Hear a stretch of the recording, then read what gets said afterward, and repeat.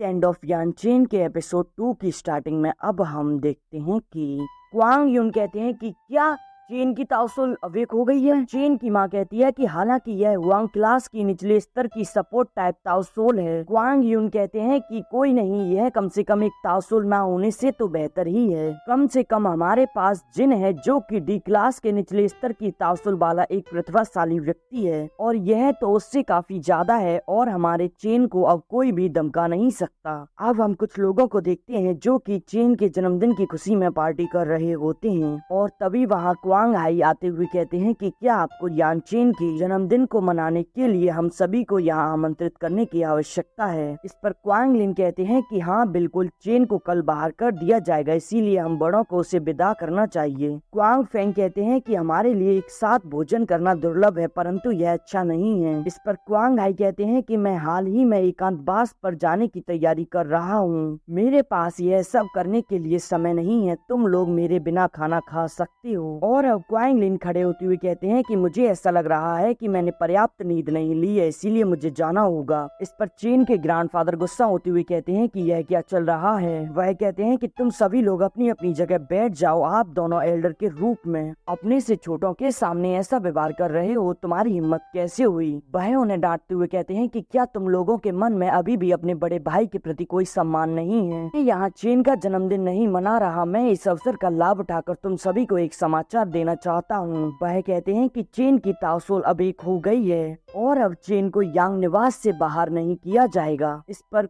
Quang Feng खड़े होते हुए कहते हैं कि क्या उसकी ताउसुल अवेक हो गई है। इस पर क्वांग आई कहते हैं कि यह कैसे संभव है। इस पर ग्रैंडफादर कहते हैं कि मैं मजाक नहीं कर रहा, चेन की ताउसुल अवेक हो गई है। हालांकि वह हुआंग क्लास की निचले स्तर की ताउसुल है, परंतु वह अपनी कल्टीवेशन को अब आगे बढ़ा सकता है। अब क्वांग हाई आगे बढ़ते हुए कहते हैं कि चलो अब मुझे तुम अपनी ताउसुल पर नजर डालने दो। अब वह उसे अपनी पावर से शॉक देने लगते हैं। यह देखकर चेन के ग्रैंडफादर कहते हैं कि क्वांग हाई तुम क्या कर रहे हो। इस पर क्वांग आई कहते हैं कि मैंने कभी नहीं सोचा था कि चेन का शरीर इतना कमजोर होगा। क्वांग आई कहते हैं कि क्या तुम ठीक हो, तुम इसके लिए मुझे दोष मत देना, तुम्हारा शरीर ही इतना कमजोर है। तभी क्वान लिन कहते हैं कि तुम्हें कल्टीवेशन में अपना सर्वश्रेष्ठ प्रयास करना होगा और तुम्हें यांग परिवार का नाम बदनाम नहीं होने देना है। चेन कहता है कि आपकी चिंता के लिए धन्यवाद second grandfather and fourth grandfather. वह कहता है कि मैं थोड़ा बीमार हूँ, इसीलिए मैं वापस जाकर पहले आराम करूंगा। इस पर क्वांग फेंग कहते हैं कि क्या तुम चाहते हो कि मैं तुम्हारी जाँच करूँ। इस पर चेन कहता है कि थर्ड ग्रैंडफादर आपकी चिंता के लिए धन्यवाद, लेकिन मैं ठीक हूँ,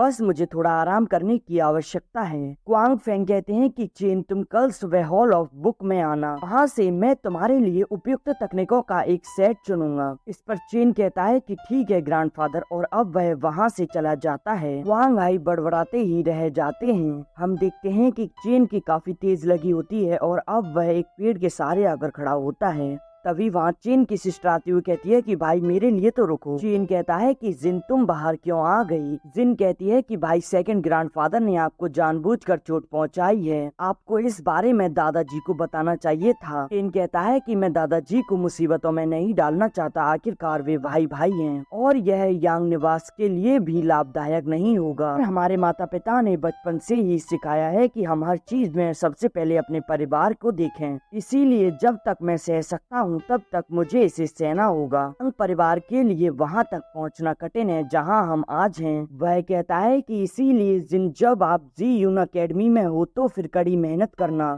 जब तुम अपनी ताउसुल के साथ एक एक्सपर्ट बन जाओगी तो फिर तुम हमारे परिवार की रक्षा कर पाओगी। इस पर जिन कहती है कि ठीक है भाई, मैं समझ गई, मैं निश्चित रूप से कड़ी ट्रेनिंग करूंगी और मैं फ्यूचर में किसी को भी आपको धमकाने नहीं दूंगी। चेन कहता है कि ठीक है और अब वह वहां से जाने लगता है। हम देखते हैं कि अब चेन अपने रूम में बैठा कल्टीवेट कर रहा होता है। अब वह कल्टीवेट करते हुए एक जगह पर आ जाता है। चेन उस जगह को देखकर कहता है कि अच्छा, तो यह मेरा इनर ताउसुल प्लेस है, यह तो सचमुच एक विशाल जगह है। वह वह कहता है कि मैं देखना चाहता हूँ कि मेरे तासोल के अंदर क्या क्या है। और अब वह वहाँ रखी एक बुक को देखता है। उसे देखकर कहता है कि मेडिकल स्किल और पोइट सीखना भी बेहतर है। और अब वह पुस्तक अपने आप ओपन हो जाती है और तभी उसमें से एक लाइट निकलती है और चेन अब एक अलग ही जगह पर पहुंच जाता है। एक आवाज चेन से कहती है कि 10,000 साल पुरानी ताओ पुस्तक में तुम्हारा स्वागत है। यह सुनकर चेन अपने चारों तरफ देखकर कहता है कि कौन है। और तभी एक व्यक्ति उसके सामने आता है। वह कहता है कि मेरा नाम हुआंग यू है। वह उससे कहता है कि मैं तुम्हें कोई नुकसान नहीं पहुंचाऊंगा और तुम वही हो जिसे मैंने चुना था।